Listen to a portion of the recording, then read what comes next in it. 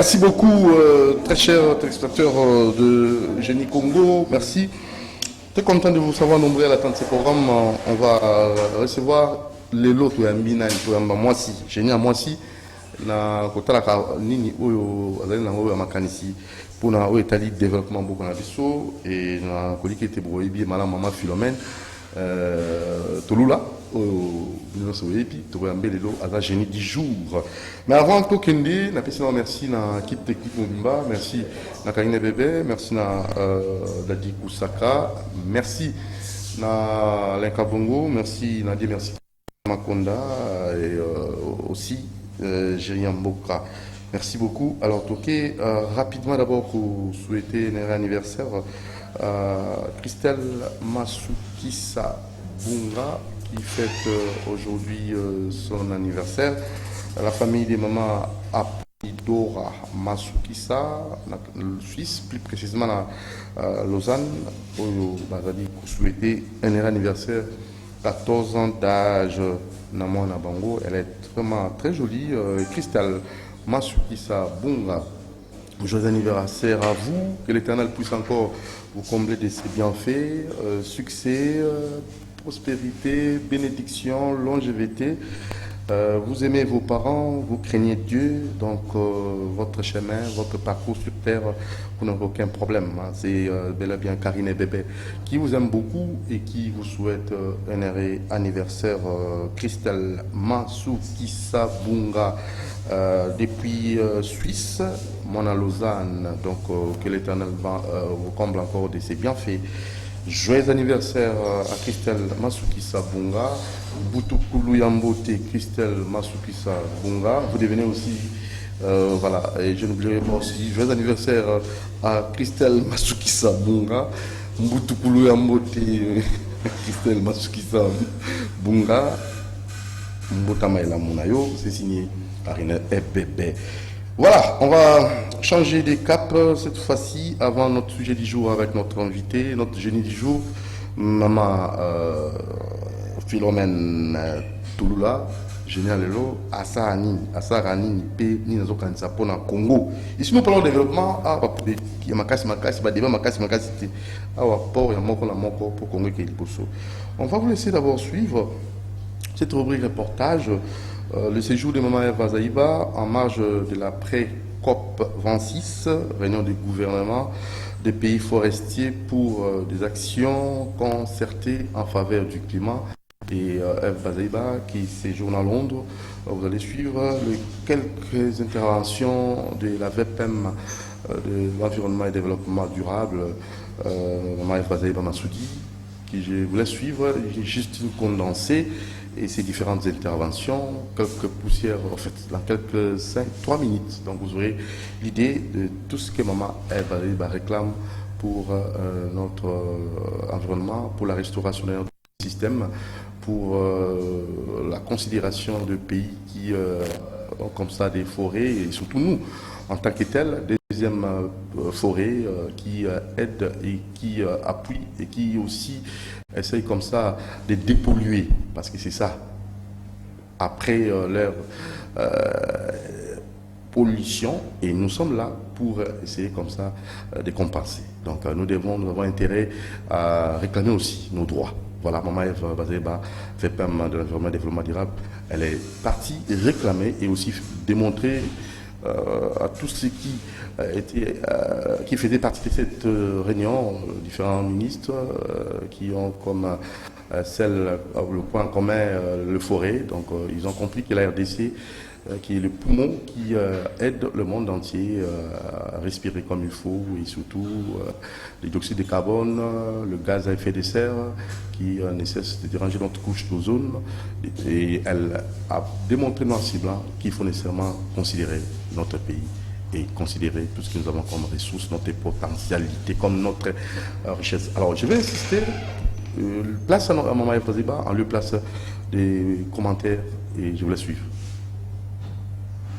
Nous faisons face, c'est des catastrophes naturelles du genre le volcan qui a qui était en éruption à Goma. Vous avez suivi au niveau international ces informations-là. C'est l'un des volcans les plus meurtriers. Au moment où nous parlons, dans l'atmosphère de l'est de la RDC, il y a eu dégagement de dioxyde de carbone, de dioxyde de soufre. Et à côté, il y a le lac Kivu avec le méthane. La combinaison de ces gaz, c'est une catastrophe. Donc, il faut renforcer encore le projet de reboisement. Des reboisements avec des essences particulières. C'est aussi une occasion pour moi de dire la collaboration entre les États sur les essences qui ont la capacité d'absorber vraiment les gaz à effet de serre comme il faut pour devoir les reboiser. Parce qu'on ne peut pas avoir ces essences partout. Il y a des pays qui en ont, ça peut aider aussi à faire ces genres d'essences. L'échange de ce genre d'essence pour les reboisements. Et enfin, il y a les minéraux. Les minéraux à forte teneur de radiation. Ça se fait de manière désordonnée, l'exploitation désordonnée artisanale qui cause beaucoup de dégâts. Ça nécessite aussi des reboisements avec des arbres, des essences métallifères qui permettent d'absorber aussi ces radiations. Les tout, les petites actions, comme je l'ai dit, ces stratégies nous permettent d'atteindre les deux objectifs à la fois, liés à l'atténuation et liés aussi à l'adaptation. Ça va nous permettre de surmonter en fait les effets collatéraux des réchauffements climatiques et pourquoi pas, si nous conjuguons beaucoup d'efforts et de sacrifices, ça va nous permettre de stopper nettement ces réchauffements climatiques. Merci. Avec l'Union européenne, c'est les liens que nous faisons entre la démographie et la gestion des forêts. En tout cas, pour mon pays, il n'est pas question de dire nous devons réduire la démographie autour des aires protégées parce que plus les populations africaines ont une croissance exponentielle des naissances, il faut gérer les naissances pour que, parce que plus ils naissent nombreux, ils vont faire pression à la forêt et nous allons perdre les écosystèmes. Nous disons non.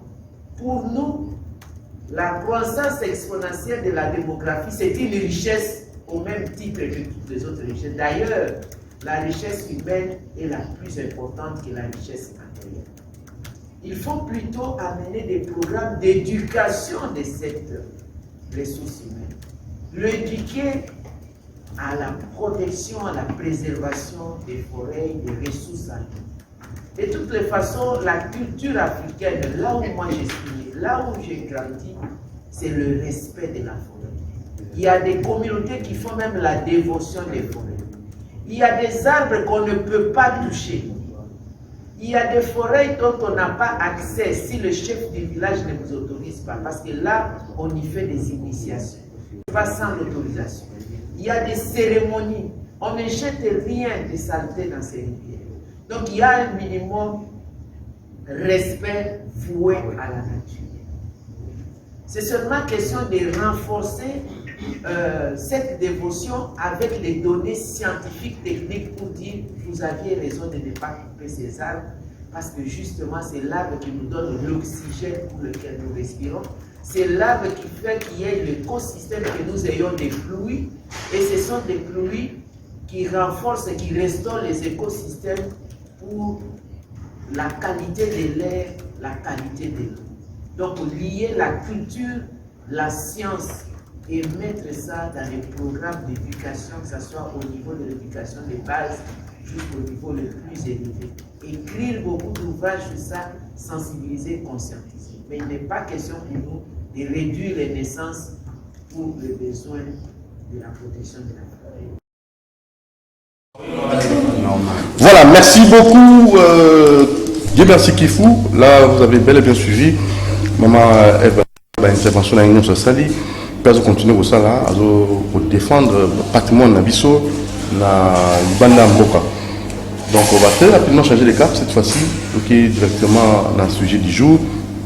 avec notre invité, mais il faut nécessairement vous rappeler. On a besoin, il y a un ministre, pour Salam Moussala, pour la lobby à Congo, pour qui est coupé ça, côté Congo, on a besoin d'un Longobani, tout ça pour la maman Evrazaïba. Tout ça pour savoir député, pour réfléchir nos SICA, vision dans 2150 années. C'est ça.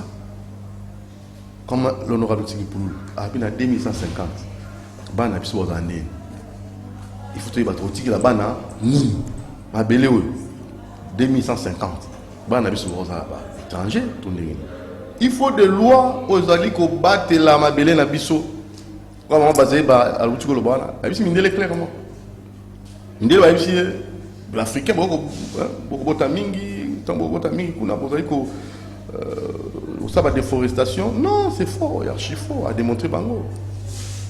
Donc il faut, on a tous dans la bataille de l'Inguiwan. Je n'ai pas senti pour nous. On a insisté. On a Italie, loi la nationalité. Qui a 2150, tous allons les Cali. Et il y a ici aux alliés. Ça va pour la Congo. Ça va pour la Congo. C'est très capital. Sujet du jour, c'est parti.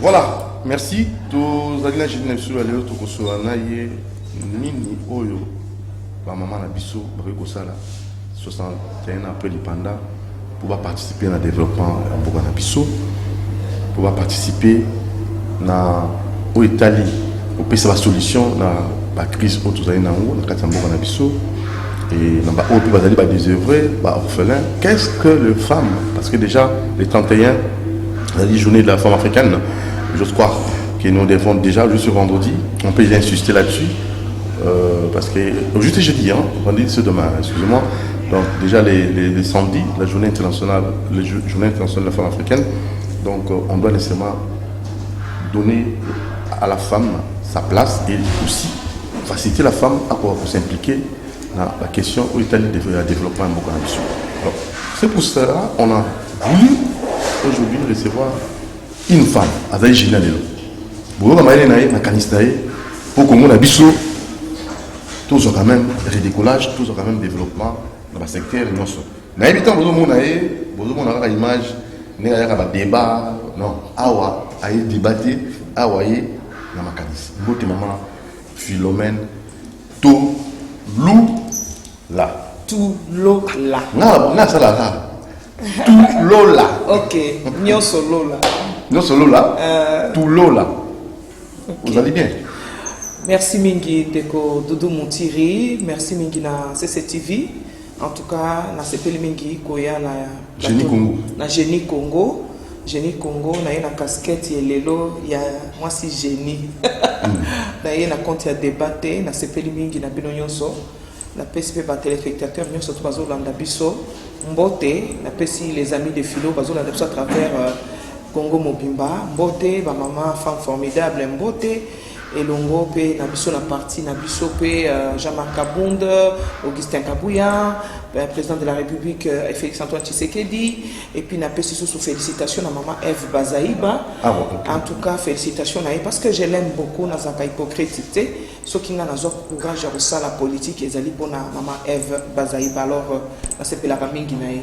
Merci. Très bien. Alors, tout rapidement, dans le thème de Lelo, 61 après l'Ipanda, ni moi c'est avec vous ça. Apport et moi c'est. Quand c'est moi c'est comme pour qu'on a besoin de développement dans le secteur où moi c'est zali. Ok. Je veux la monnaie aux les amis de Philomène. Philomène. De Philomène tout Lola. Lola. Oui. Alors, yo moi si ma qualité de aux qui puis vous allez continuer à l'application pour Congo qui soit quand même et là. En tout cas, ma qualité mingi ezali na tiaki yango d'abord ma maman. Na maman parce que moi si azali socle ya développement. Lokola nga moko pe nazali maman na se souciaka mingi na basi komona ke moi si soki avant d'une esika développement ezo monana lelo ba mibali mingi bazana na basi na ndako te ba mo ba yebi ba o ba monaka vaut mieux kutu moi si akoza la tikali na ye moko ata papa azate mais problème ezaka mingi te mais soki papa tikali ye moko sans moi si ezalaka toujours moi passe donc atiki sani mo une semaine sur la radio azolia ba bloka ba boîte tout ça c'est moi soki makanisi eleki mingi akomi komela ba cigarette nyonso mpona kozanga mwasi alors mwasi aza moto apesaka moto kimia ayaka na développement voilà pourquoi on a pensé ki na ye nasali oyo babengi ONG Femmes Formidables oyo ezo totaliser lelo je crois 6e année nango donc kolongwa wana ban jeune batalaki misala tozali kosala bango mpe bapusanaki babite maman ndenge nini biso tokoki mpe kolanda yo po tozomona makambo ozosala eza tellement kitoko ke biso mpe tolingi to accompagner yo alors on a créé pour eux ce qu'on appelle ASBEL les amis de philo donc nazali na 2 ONG on nazali encadrer lelo na memeli bino échantillon kaka ya ba jeune je crois que prochainement beaucoup de ma femme formidable na misala na bango ni soutien formidable alors formidable na misala na ba formidable bon ça ni na bana bato yo en tant que maman ni nezo ça na ONG na yo d'abord nazo banda na bana yo bazali ba jeune kotala ke surtout la jeunesse na biso to ko vanda boité la jeunesse c'est l'avenir de demain une manière pour nanga ya kosunga mboka oyo ezali ko encadrer bana oyo bazali batu ba mingi bazali batangi pe ba classe mais comment on a to uti na ba guerre to uti na ba makambo ebele na kati mboka na biso et tie mboka na biso na ba genou alors bana mingi baza ko se retrouver te bakomi mingi bazosala n'importe quoi bakomi komela diamba bakoti balabala na bano basengaki ke bazala penza bolamu na société bazomela bombe bombe na kanluka na bakomi nyonso tu ya place e bayebi yango très bien ezali substance moko baza kozwa yango lokola cigarette mais eza cigarette te ezobima na tuyau d'échappement bazosala yango balingi yango batie na bapapier bazomela bazomela plomb imagine lokola sikoyo eza tellement chimique ezolangwisa alelere alangwe abosani souci c'est ça bazali komiboma sans koyeba bajeune fille mpe bazali na bapromiscuité wana ya kozanga kelasi kozanga nini kobota bana en désordre mpe kobwaka na balabala donc ozomona ke wana eza malamu te biso bamama il faut topesa quand même mémoire exemple pa bana kolakisa ke na mwa moke okoza nango kwa mayele nzambe akosunga mpo ke liboso voilà pourquoi bajeune oyo ozomona bazali bana bayaki toyekolisi bango pendant un temps ce que c'est l'entrepreneuriat c'est-à-dire komisalisa tolakisi bango ke bango baza bamusicien lelo bazali bamusicien mingi bayembelaka mwasi mingi bayembelaka bolingo mingi bayembelaka kitoko ya mama tata ya mama mais oya ngai na yebi te so bayembelaka babiloko wana nyonso bango bayembaka mpona koéduquer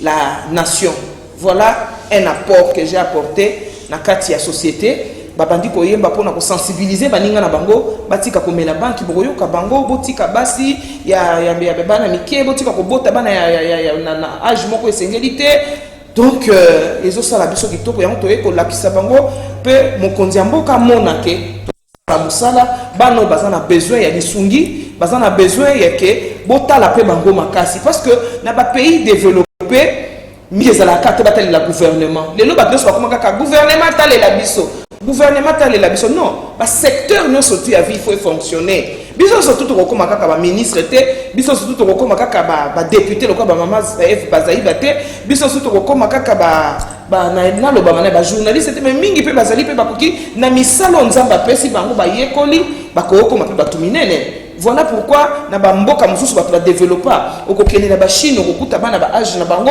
basalaka basapatu basalaka bachaussette bazosala bamontre mingi mpe bazosala makambo ebele voilà pourquoi tosangisi bango bana bazwi mayele babandi kotombwama na bango tolobi ke tolakisa bango epai ya bakonzi ya mboka vraiment ezali esengo mingi. Voilà, merci beaucoup. Bana biso Philomène tout l'eau là. Obi qui n'a pas ça tout on a tout. Si vous regardez la plateau de comment. Il y a solo topé ça maloba dans le bonabiso bilingue. Ouais. Oui, on a mon voilà ti lunette na katikati je crois ine mokonzi. Wana za mokonzi na Wana mokonzi na bango. Ouais, azali libo ka ko se présenter. Comme on a dit papa. Kombo Hermas Kasongo. Oui, Ozaï Nani. Azali secrétaire général adjoint chargé d'administration. Il y a les amis des Philomène Toulola. Alors, na moni na simanga monga mobilingi bazali, va se présenter bien. Oui, papa na lunette. Comment on a eu? Comme on a Big Nega. Vous en avez? Naza musicien, na rappeur. Rappeur? Maman, je suis rappeur. Après, tout le monde vous avez un frère. Où elle a dit? Nicolo, va la comme on a Christopher Radar King. Rappeur. Nazali animateur, on a un groupe. Très bien. Radar King. Alors, CG, pousse-moi le micro, on a une négociation balai. Oui, orientant en Némona. Bon, on vote papa, comment on a dit? Bon, bote, on a comme on a Adjan 5 étoiles. Vous en avez? Naza rappeur il y a fait tout. Ok. Alors, Yasuka. Ouais, on a comme on a jeune boss. Naza rappeur il y a fait tout. Merci. Alors, CG. Ils en ont bon, ça micro là. Donc, biso na fitu kaka ndenge maman Philomène. A fitu. Na maman Philomène ndenga uti koloba wana. A fitu c'est-à-dire les amis de Philomène Toulola, mais toi après Jacamo a fitu. Ok. Tout court. Alors, biso ezanini. Alors, avant na banda na repesa moi référence moko boye oyo mokonzi chef de l'État a prometaki ba congolais na début ya mandat na ye. D'abord ezalaki abandaki koloba et que il faut tozala na o bengi changement de mentalité et puis changement de mentalité alobaki tozo kende na état de droit. Alors messieurs les journalistes, deux volets wana changement de mentalité et état de droit en miniature. Il y a un moment philo déjà bandi ko tchaba pas nango ya contribution na kati ya société congolaise ya ko soutenir l'action gouvernementale. Comment abandi ko soutenir l'action gouvernementale? Maman philo abandi nanu na encadrement ya ba jeune au baza ba désœuvré. Donc ba désœuvré que ba jeune au baza sans métier au bazui chance ya ko kende ba école ya ko fréquenter école net baninga no susute et maman philo par compréhension et en construction en nation congolaise albini ni keno habité na benga bango na asbel na ngai ba o bayebi métier te ba yokola métier o ayebi ozaki keno ayebi le côté traîner dans la rue pour na fumer ba stupéfiant to ko sala ba braquage et toute autre activité o ezana indigne na société. Maman philo a lavé bango mémoire apesi bango koyokola musala na menuiserie, na maçonnerie, na charpenterie, tout et tout. Et maman philo a recruté les sous na ba jeune oyo baloba kete ngana sala na musala maboko te. Je suis artiste et comédien, je suis artiste et rappeur, je suis artiste plasticien. Maman philo a junette ba plasticien apesi bango ida le but désormais vos arts il faut banda koloba et banda kopesa ba message moko pour mboka. On a des artistes au basali d'aba produit na bango qui est dû par exemple pour lutter contre la corruption mais ko sala on salimi na tableau tous an artistes comédiens au bazaki ko sala ba théâtre moko boy juste pour amuser la galerie na média mais les logos na kati ya fitu maman philo a formulé ba thématique pour na bango ba thématique pour na bango. Ah bon? je vous assure que à la prochaine fois au Gomo na pe artiste et comédien. Pourquoi? Après c'est vraiment thématique par exemple sur les antivaleurs, lutte contre la corruption. Bazana ba thématique ou déjà ba pièce théâtrale ou baza déjà prêt pour na koleka la TV ou ezolo bela ndenge nini tokoki ko abolir corruption même dans des petites choses na ba cité na ba wenze na ba ni pour corruption na mboka na biso lelo Congolais sali ba ne belé abandé comme la corruption comme si c'était un bonjour Et comme le président de la République a dit qu'il y a un état de droit, voilà est-ce que nous, de notre part, na bienfaisance na bolingo maman philo à l'objet que non, nga il faut na benga ba jeune, ba messager pour présenter ba pièce théâtrale na bango, où ils ont dénoncé ba corruption, où ils ont qu'on agit dans la société na biso. Donc, et puis maman philo toujours.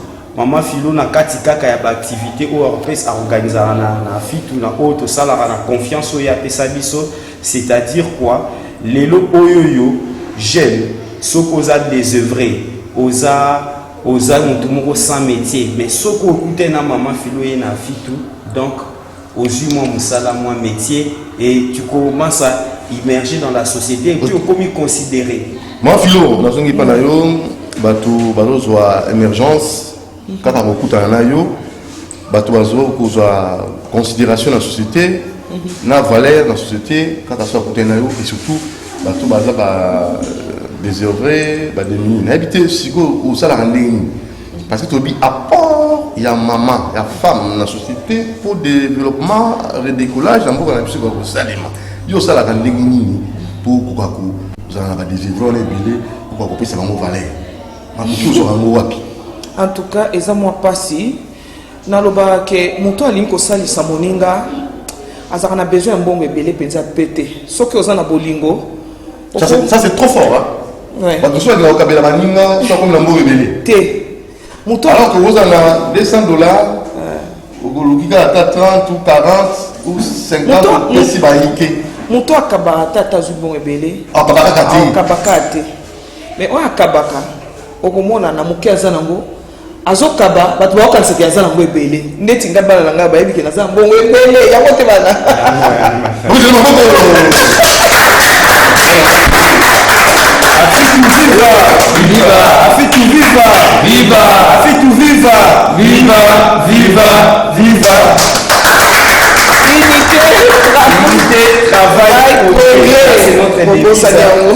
dans l'unité. Très bien. Alors, Nazokoba, donc les actes ont un bon minité. Non. Tous en bon mot tout ce qui ont en encore ça même biso. Mais aux hommes on a qui n'a mouké au tosan en gros, qu'on soit $100 les lots. Au talik, et ça pas sacrifice. Moi je trouve que il y a d'abord bon zambé des salamanam.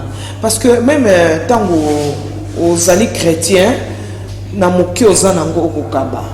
Alors n'a mouké on zamba pesa biso na maboko. Ce qui est $100 to kabola $50.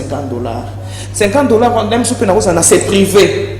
Na cause même soit na $200 de na zabo na lobité $200 oyo na tia onano pour na par exemple bano ba kota studio ba sala nzembo ya sensibilisation. Pourquoi choisir secteur ya jeunesse parce que vous savez ntingi pour l'honorable à 2150 il est na biso ba otika na nini to otika la bango nini au 100 ans après ngana loi tozati.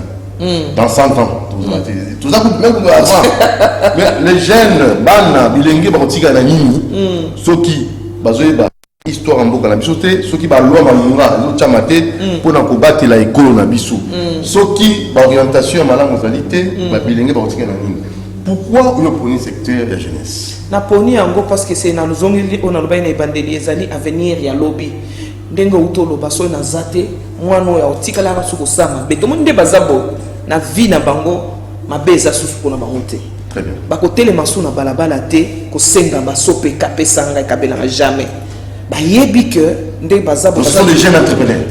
Très entrepreneurs et tu seras surpris. Être entrepreneur, pour ça comme entrepreneur et c'est na kakate ko zala na maké belé to ndenge expliquer dans on veut entrepreneur. Na secteur mo zala ko entrepreneur. Na moi talent ko zala ngo akoko m'appelle jeune entrepreneur. Tu seras surpris parce que tozo soit jeune moko awa okokamo akokamu sape mokili. Akokamusa RDC azokota kala mingi te kozala na talent ezali d'abord kozala na confiance na yo moko ndenge toza boye bato bazokanisa ke bakokanisa pe bamingi balobaka yo asimbili ya misuki so mwe ndenge akoma te nzambe azazoba te akela motu nyonso tuna mayele na ye mais vanda sikoyebisa nzambe interroger conscience na yo ke nzambe qu'est-ce que tu as donné epai na ngai ya particulier okomonaki ekobima yango nazoloba ke l'entrepreneuriat eza nango kande baza bomoni ke bakomi soki akomi bango bakomi esika babeta banzembo ba respecter bango parce que bayebi ke bawana bana ya ordre Ce qui va y dans ma sécurité. On a ordre, on a thématique. On a thématique qui me colle, par exemple, la lutte contre la corruption. Donc, l'artiste, c'est un bango. Bazo Yembango. Ebiso, oui, namoni Kamapa Embi Jeff, Alingeti, Kamapa, oui, et Aïli Mamayemo, donc l'artiste, c'est la capacité à voir ma bon, biso tozali penza kolanda na modèle wanate. Ayembi bien c'est vrai, mais tozo tout ça va tout super monter maté. Koyemba, il faut épée ça toli à solo ya solo mais est-ce qui s'appelle monter maté. Alango ezala na kimia ba on saka ya kimia. Ya kimia ya ke mutu nyo soko yoki ozongi moto. Ba komi pardon. On me a tapé la moko. Tout na ba on so ba koza capable nga na éviter. On me a no moko wa. Ya ni mo ya kimia mais on peut ça toli. Toli. Ni nous m'a dit. Toli.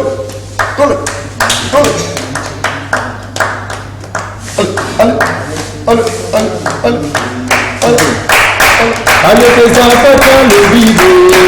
Il est à des doigts. Ma Philomène dans le vide. Pas de corruption. Non la guerre, non la violence. Nous voulons la paix. La mboka. Pas de kibali. Tumana mboka na biso. Tube Congolais azonyo kama. Nous na société. Yango. Maman Philomène dans le vide.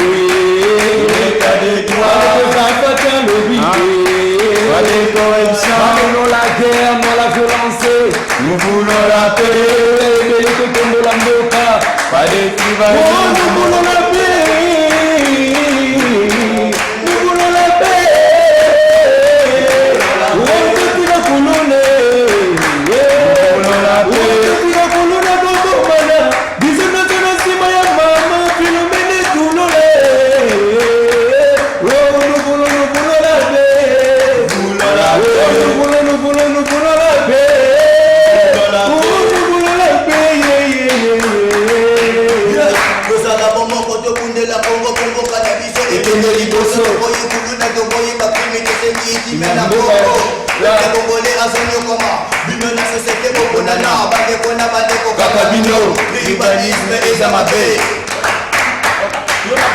Fini la récréation pour la corruption et les condamnations. Pas de confusion, nous voulons la justice. Pas de la justice, ici au Congo. Donc on a pris ce que ça va pour la sécurité et l'unité. Et dans ces pays, c'est ce que nous voulons. Nous voulons la paix. Nous voulons la paix. Nous voulons la paix. Nous voulons la paix.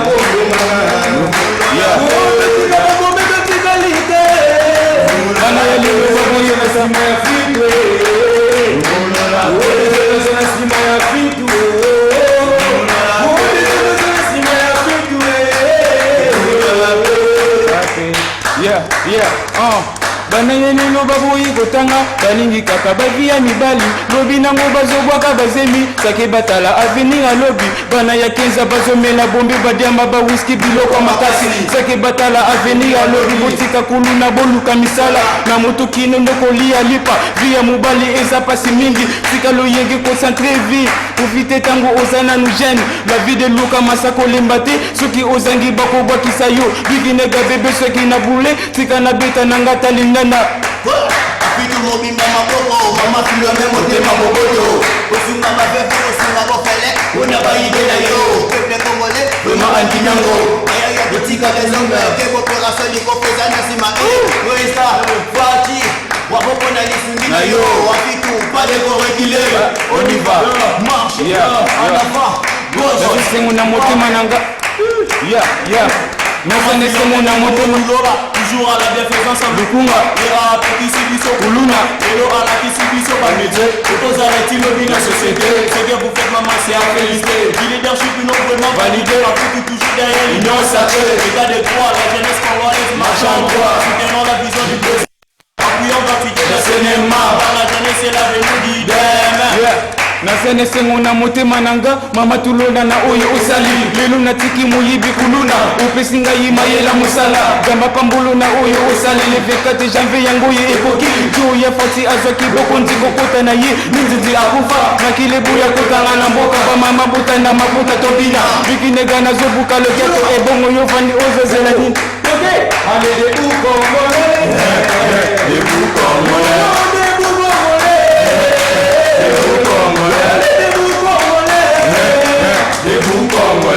Merci beaucoup. Merci beaucoup. Ça c'est très bien. Alors vous avez votre micro, ma philo. On les lit, hein? Mme Tamolio. Ah. Non, c'est fort, mais c'est une journaliste. Oh. Elle pleure là. Ah oui, oui. Elle a des larmes aux yeux, hein? Vous papez mon choix, tout le monde, ma biche. Ah non, là. Trop fort. Alors, ma philo, c'est comment? Dans le bio, on a rappelé. Non, qui thématique, non, qui, bah, nous autres, moi cité, bah, partir à nous autres, moi cité, bêtises dans la quantité, bah, quand on boca, mais, dans le sens, il y a rap, la musique rap. Donc, tout chapeau, c'est possible, d'orienter jeunesse dans le autrement. Moi, je te dis que ces enfants ici, tant que Koutane et Nabango, ils ne chantaient pas ça. On est venu. Mais parce que c'est ça, la nature de notre pays. Donc la jeunesse est en train, il y a coquine dans mon accord. Oui, je te dis ici, bon, bah ça doit être combien? Les lots on évangélise surtout sur la Nakati Nzembo. Nzembo côté à Makasi. Bano baza ko yemba makambo kitoko bazali ko pesa baninga na bango tolida ajaboy baninga na bango soso ebele o bazana biso en tout cas kulu nezati bande ko nde tozana bino bo bana nga bakoza nga mbongo me ako préférer akende alukata papier mouchoir na ye parquet moko ateka ki asenga parce que tout le monde est comme le kola ke mutu akomi matolo na matolo non c'est pas ça la jeunesse ni toujours ça et tant basali boye œuvre na bango bazo salango boko ki ko somba yango boko pesa bango basala ka sensibilisation bo foti bango mbongo boko ti bango studio bako minene boko mpe ko présenter bango na ba grand gala les notes sont préparés ndeti nani francophonie na 2022 mais bana bako yemba français ba yemba français bo yemba français n'est-ce pas ba yemba kango biso to yemba ka barapaka na français donc les abato tozali ko laksa ba peuple ba mona musa to ça très bien donc on a besoin de soutien non bazana besoin de soutien tozana besoin de soutien ozomona bazo bano ke merci maman Philo na nyoso sani nga nazana lokota o nazana ngo ya mukie to ça peut être numéro ba ko landa ba ko son rapide yango tolobi président Herman Soko pesa pesa numéro la numéro ko ça ba na studio pesa numéro oui donc pour na mutu nyonso ya lingi à soutenir biso tout abenga biso pour un conseil, tout soutien, à rejoindre biso na numéro OYO 082 18 43 950. Je répète 082 18 43 950. Donc mon so a monique non à lingi à soutenir œuvre OYO, à lingi à soutenir état des droits à chef de l'État d'une manière ou d'une autre. Abenga biso parce que côté na biso déjà concernant l'état des droits au bani non a changement de mentalité où ya moni et côté déjà na arti et kokoma na ba administration grâce à au biso ça la na fitu. Donc voilà, donc c'est notre numéro de contact. Ba nyonso ya bonne volonté ba moni qu'il faut ba joindre maman Philo ba ko benga à partir à numéro à la PC. Très bien.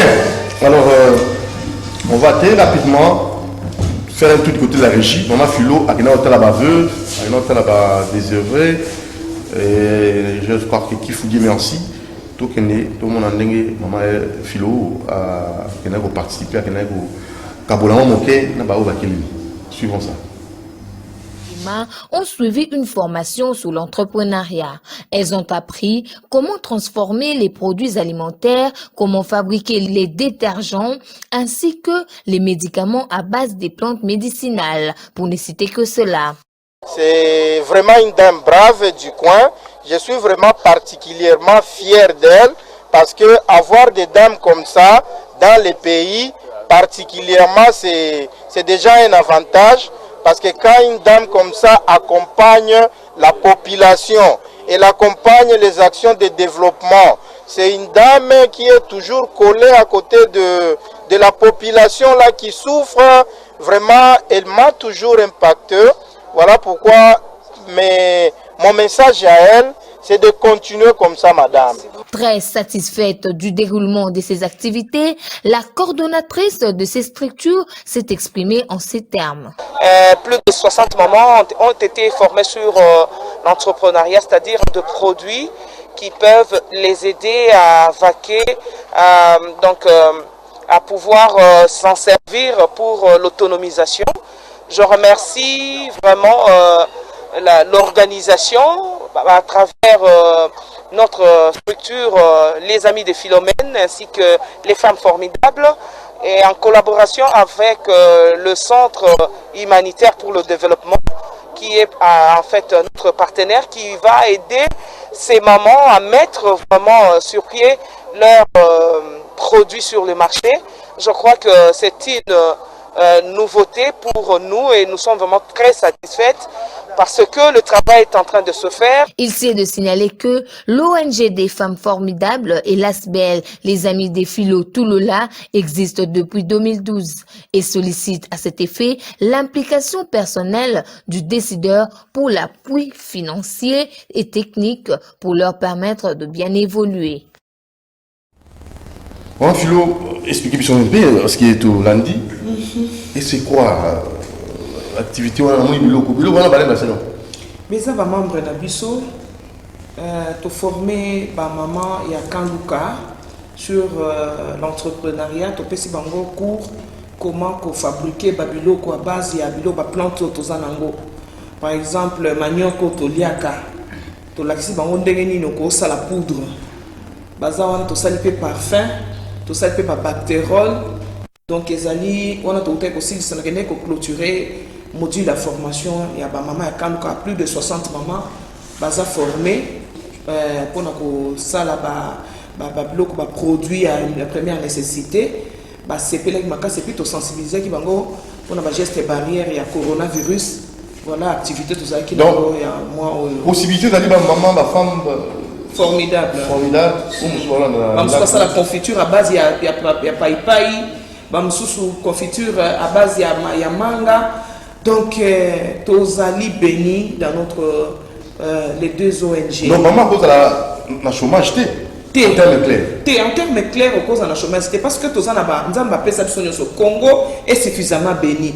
Et il suffit seulement kakato simba chef de l'État to accompagner to mona to kokutana que bolamu eza na kati ya mboka oyo siko oyo nini susu basaki oyo moso na ngai awa na yebite oyo ezali basaki tosali yango na sein ya ONG na biso a part ozo mona boza mayaka mais ça c'est pas vrai saki oyo na sala saki oyo ba mama na oya na ye mama Silolo asali yango tozala mama mami place bazali mbote na bango bazala mama ya Kimbwala na ya mama ya je vous assure Kamunganga saki oyo na mema kangonga mona za nango ça fait na komoko kisata une année kana saki oyo na yoka ata posa ko suba soki ya bapaya basaki ya bapaya et kokani nyonso ozali ko lata couleur ya noir ko lata bleu ko lata pembe ba pesi possibilité ya ko lata ça on va faire la promotion il faut soutenir maman voilà donc mayaka penza kaka boye na mais batongi yango comme sacoche to memi yango pe ezali plus efficace pour les quand même na auto so ba pa bapaya alors na comme tenter ko to la oyo ba kena mo atuka olie oskendaka wenze na sachet okotia yango mpe boyoke nango mwa wenze mpe eza fashion okoke nango weekend eza nango moins cher un peu qu'avec un $15 ozwi madame na donc esalami ozomona eza nango kana basinga basinga basachet kopaniquer eza kitoko makasi nazobisa yo epuis eza makasi ekatanaka te donc okosala nango une année sans problème okozala mpe na besoin ya kozwa basakoshi misato mine te okozala na moko kaka okolata lobi olati nango bilamba ya noir lobi olati bilamba ya bleu donc nous soit dit maman Philomène Touloula, on monte à ma vie. Ah. Local qui monte à ma vie. Voilà. Ceux qui ont la carte, ils ont un débat, ça la carte. On a une émission, on a un débat. Est-ce que tu n'as que tu as facette cachée au yayo ou aux autres qui disent pire vraiment le développement de Mboka. Oui. Je dis qu'on montre que Sabato n'a pas facette où ils allaient très capital. Oui. Pour le développement de Mboka. Oui. Moi, je suis monté en vrai. En même temps, on a un débat, on a je dis Congo, dans la misala ya boye, pour Congo qui ne manque dans le développement, sur un terrain appelé l'Ipanda, aller passer à papa, beaucoup soin dans la soukapé, il est au moins en sans malade. T'es ça la baka. Bon, et ça la casquette nangai. Tout fanda tout ça là. Ça n'a pas singa ya ngona ko. Yo là j'ai mis la biso chaque fois, une fois la semaine, on a besoin de yo. C'est possible. C'est possible de gagner sa vie. Ndeto za boye, ndeto bakotika kindumba. Tout simplement ministre ya genre sur Zolanda biso soko zubiso opesi biso makoki bakoko fabriquer ba sac à moins d'une semaine 500 sacs à moins d'une semaine 500 sacs et que le fungoli pe maison moko ya vente kaka ya biso made in RDC. Très bien. Donc il peut exposer en sans complexe. Très bien, super. Vraiment Nazali na complexe à Tamukete. Alors là, on a besoin de votre numéro. Ouais. C'est un numéro. Numéro dans la pour la bateau, il va soutenir les amis de Mafilo. On a une action, une réalisation concrète. On a comment on appelle ça, surexcité. Vraiment, bon, le cas franchement, moi j'aime ça. Nous aimons ça. La gestion accès au résultat. Merci beaucoup. Ça. On a les produits. Ouais, nous avons nos deux numéros. Pas de théorie, mais ça c'est pragmatique. Ouais, ça c'est le 081 90 52 451. 081 90 52 451. Et puis nous formons aussi des jeunes filles. Tolingi, toza batote ke ozu eloko obombi pona yo.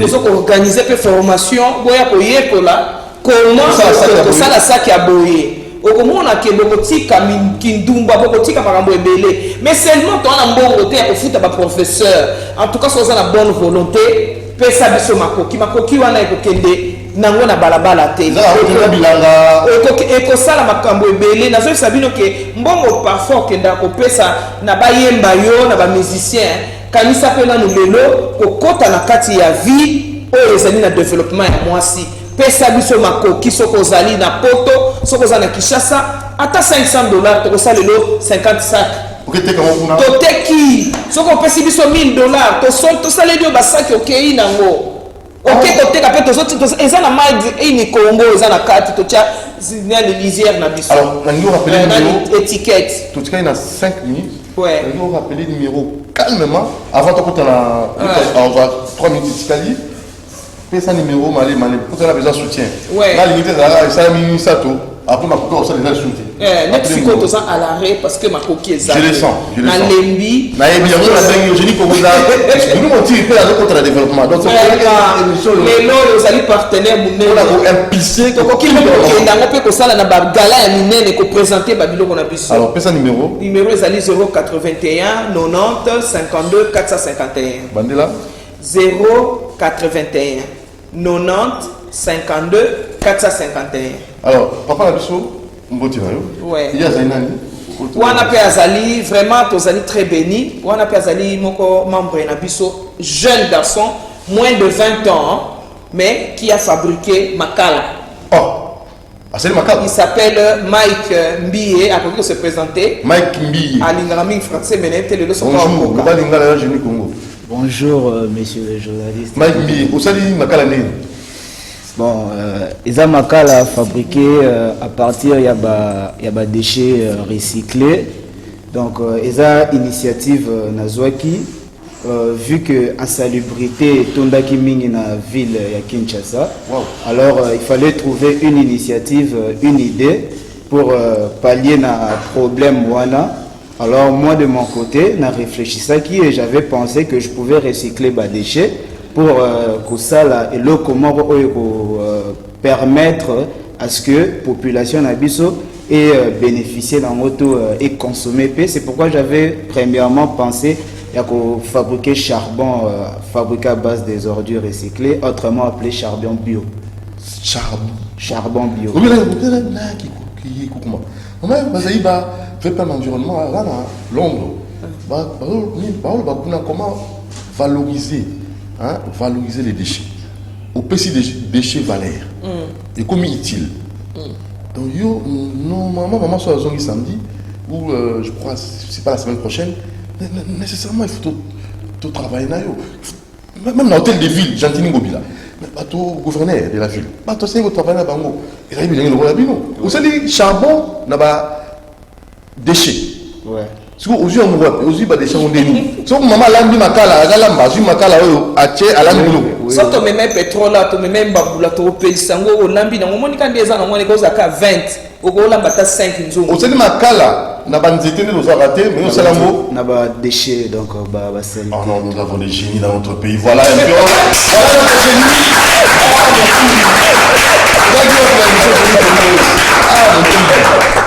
Émission, vous avez le génie. Mais pour soutenir Bango. Au moins, si Congolais, la poto, voilà, la société viralique officielle, ils ont les grands live, émission. Vraiment. J'ose croire que brutal. Mon poto, ça a 40 ans, 50 ans. Voilà, va te soutenir Bango. Vous comprenez? C'est quoi? Vous savez qu'on est dans le poto commercial. Moins de 30 ans, moins de 20 ans. Donc c'est un patron, un futur milliardaire, ce qui pour le pays est en charge. Moi je serais milliardaire. Mais on s'en gros, un milliardaire. Parce que, oui, tout ça, l'environnement, tout ça, mais du concret en gros, on s'en appliquer en gros, ça c'est plus pratique. Pour ce qui bon, c'est que le gouvernement congolais, particulièrement le gouvernement congolais, faut soutenir l'initiative des jeunes entrepreneurs que nous sommes, parce que le développement à RDC c'est d'abord nous les jeunes. Alors il faut appuyer, soutenir d'une manière forte l'initiative des jeunes, parce que les jeunes plusieurs ont du talent, mais ils ont exploité en côté. Pourquoi? Parce qu'ils ne sont pas accompagnés. C'est pourquoi d'ailleurs je fais partie des membres des amis de Philomène Toulou là, qui, à travers des formations sur l'entrepreneuriat, et puis ça m'a fait idée, réfléchir comment innover sur les secteurs environnement. Alors je demande à nos gouvernements, aux chefs de l'État, à nos ministres, de soutenir ces genres d'initiatives à travers des soutiens financiers, moraux et tout, pour soutenir ces genres d'initiatives. Merci beaucoup. Le numéro, numéro numéro 081 90 52 451 081 90 52 451. Bozana makala so on a besoin mais on peut dans le supermarché, to bandoté partout mais makala ya bien dengeza on les ana milingate okolamba nango eza pe kotia muke na nzungu. Moi, quand le jour je préparais avec, je pleurais, voir l'âge de cet enfant et les lois sali maka la base, il y a des ordures. Moi, na outi kaka justement, ça n'est kaka outi na école secondaire. Et ça en soloté, hein? Et ça en soloté. Et ça en soloté. Et ça en gros vraiment, ils ont les la même biseau. Donc. Alors, merci beaucoup maman Philomène tout. Habilité. C'est bien. Alors, merci beaucoup maman Philomène. Là, les amis de Philo, prochainement tu vas le sous. Coup de chapeau et bon vent dans l'initiative du Toko. Pour ceux qui sont émission, merci beaucoup. Tout le monde vous aime.